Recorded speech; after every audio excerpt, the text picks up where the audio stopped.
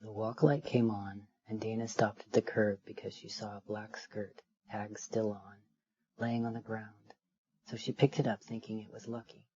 And it was, because she looked up to see the man who was behind her continue into the intersection and be grazed by a powder blue Cadillac, which had run a red light, then veered into a utility pole. And she realized that if she hadn't seen the crisp polyester, she would have been struck and maybe killed. And she looked into the weave of the skirt as if it was a holy relic, and saw the fabric of time fold her in. But she couldn't see through it to the reason she wanted to see, the reason why she survived years of being awakened at night and pressed into the pillow by a body 3 times her weight before her mother finally kicked her father out when Dana was 18. The reason why watching action movies still made her flinch, even though it had been 6 years since he'd last seen him slam her mother against the wall the day he left. The reason why every restaurant she'd worked seemed to have the same kind of man, trapping her in walk-in freezers or pinning her against dumpsters. The reason why she continued to float above her body and hear only about 30% of what people said to her, or what happened to her. The reason why she survived to survive yet again. So she took out her cheap film camera so she could remember her life. What happened? Why she survived. And maybe the scene could provide a clue. As if a face could explain a connection to an ancestor, or Virgin Mary would emerge through the skyscrapers. Or maybe the skirt would fit, and she'd wear it to some fateful occasion, where she'd meet the person who was meant to kill her. So she took pictures of the ambulance that came in the soft rain, as the cherry petals fell from the trees against the slate sky.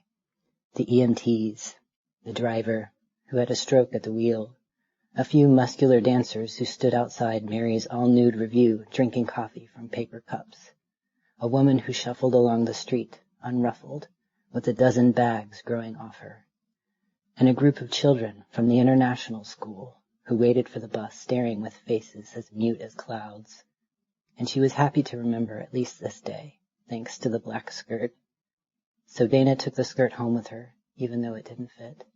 So she kept it in her bag for weeks everywhere she walked, as if it were a protection talisman, or in the chance she'd meet someone who needed the talisman more, and she could give it away and feel like a good person. And so the skirt became a token to keep the mystery of survival stitched with meaning, until she developed a photo she took the day of the accident, of all the people, the blossoms, the red ambulance and the EMTs in black.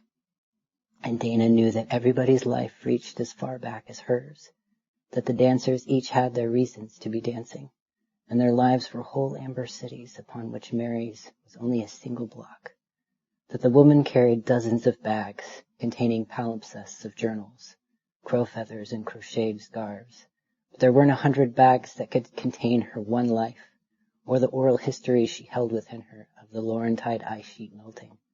That the cherry trees were brought by settlers from Europe and Asia with their own tree stories, that not every one of those school children may make it to grow up, or that some of them had grown up already and flown from their body just like Dana, that Dana could have been the one on the stretcher, and she wondered if there was no Mary looking over her, no holy polyester skirt that saved her life, no secret message in the developed photographs.